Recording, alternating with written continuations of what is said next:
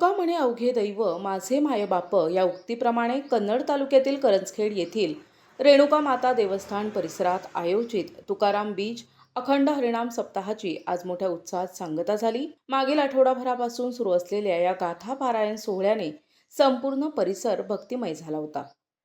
सप्ताहाच्या सांगता दिनी संत तुकाराम महाराजांची भव्य पालखी मिरवणूक संपूर्ण गावातून काढण्यात आली।